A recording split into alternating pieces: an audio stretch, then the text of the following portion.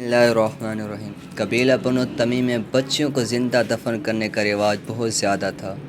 اس قبیلے کے سردار قیس بن عاصم جب اسلام لائے تو انہوں نے اپنی بچی کو اپنے ہاتھوں سے دفن کرنے کا واقعہ سناتے ہوئے کہا، یا رسول اللہ، میں گھر سے باہر سفر پر گیا ہوا تھا۔ میرے جانے کے بعد میرے گھر میں بچی پیدا ہوئی۔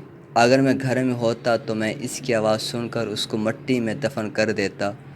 ماں جیسے تیسے اس کو چند دن پالتی رہی، مگر چند دن پالنے کی وجہ سے ماں کی ممتا نے کچھ ایسا جوش مارا کہ وہ اس تصور سے لرز اٹھی کہ باپ آ کر اس بچی کو زندہ دفنا دے گا۔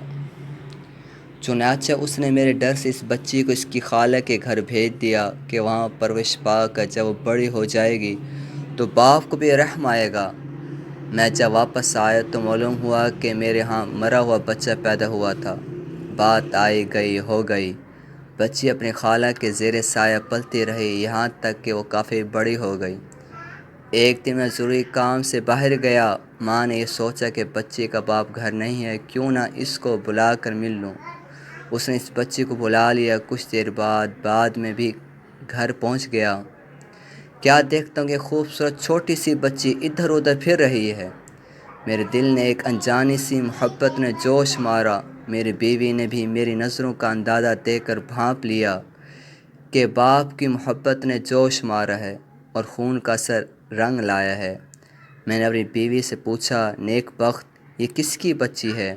بڑی پیاری ہے۔ اور بیوی نے سارا قصہ سنا دیا۔ میں نے بچی کو گلے لگا لیا۔ ماں نے اسے بتایا کہ یہ تیرے باپ ہیں۔ وہ خوشی سے مجھ سے چمٹ گئی۔ باپ کا پیار پا کر کچھ ایسا خوش ہوئی کہ ابا ابا کہتے ہوئے اس کا منہ نہ تھکتا تھا۔ اس طرح دن گزرتے گئے۔ بچی ہر فکر سے آزاد پرورش پاتی رہی، لیکن اسے دیکھ کر کبھی کبھی مجھے خیال آتا کہ مجھے داماد والا بننا پڑے گا۔ مجھے یہ ذلت بھی برداشت کرنا ہوگی کہ میری بیٹی کسی کی بیوی بنے گی۔ میں لوگوں کے سامنے کیا منہ دکھاؤں گا؟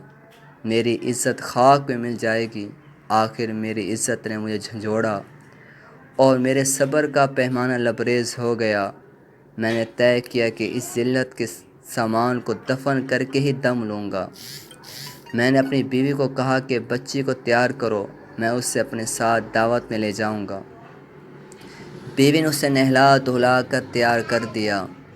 بچی خوشی سے چہک رہی تھی کہ ابا جان کے ساتھ جا رہے ہوں۔ میں اسے لے کر سنسان جنگل کی طرف چلا گیا۔ بچی کودتی پھاندتی میرے ساتھ جا رہی تھی اور مجھ سنگ دل پر یہ جنون چڑھا ہوا تھا کہ جلد از جلد اس شرم کی پوٹلی کو زمین میں دفن کر دوں۔ بچی کو کیا خبر تھی کہ معصوم بچی خوشی سے کب میرا ہاتھ پکڑتی، پیاری زبان میں باتیں کرتی آگے بڑھ رہی تھی، یہاں تک کہ میں ایک جگہ رک گیا۔ پھر میں نے زمین پر ایک گڑھا کھودنا شروع کر دیا۔ بچی حیران تھی کہ ابا جان یہاں سنسان جنگل میں گڑھا کیوں کھود رہے ہیں، اور پوچھتی کہ ابا یہ کیوں کھود رہے ہیں۔ اسے کیا خبر تھی کہ ایک ظالم باپ اپنی پھول سی بچی کے لیے قبر کھود رہا ہے تاکہ ہمیشہ کے لیے اسے خاموش کر دے۔ گڑھا کھودتے کھودتے جب میرے ہاتھوں اور پاؤں پر مٹی آتی، وہ اپنے نازک ہاتھوں سے اسے جھاڑتی، اپنی توتلی زبان میں کہتی، ابا آپ کے کپڑے خراب ہو رہے ہیں۔ جب میں نے گڑھا کھود لیا تو ایک دم اس مسکراتی ہنستی بچی کو اٹھا کر اس گڑھے میں ڈال دیا اور جلدی جلدی مٹی ڈالنے لگا۔ بچی مجھے حسرت سے دیکھتی ہوئی چیختی رہی، ابا جان، میرے ابا جان، یہ کیا کر رہے ہیں؟ ابا، میں نے کچھ بھی تو نہیں کیا، مجھ پر مٹی کیوں ڈال رہے ہیں؟ اور میں بہرا گونگا اندھا بنا کام کرتا رہا۔ یا رسول اللہ، مجھ ظالم سنگ دل کو ذرا بھی رحم نہ آیا۔ بچی کو دفن کر کے میں سکون کی سانس لیتے ہوئے واپس آ گیا۔ معصوم بچی کی مظلومیت، بے بسی کا یہ واقعہ سن کر رحمت عالم صلی اللہ علیہ وآلہ وسلم کا دل بھر آیا۔ آنکھوں سے آنسو ٹپک ٹپک کر رواں ہو گئے۔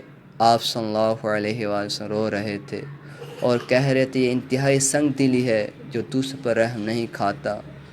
خدا اس پر رحم نہیں کھاتا، خدا اس پر کیسے رحم کھائے گا؟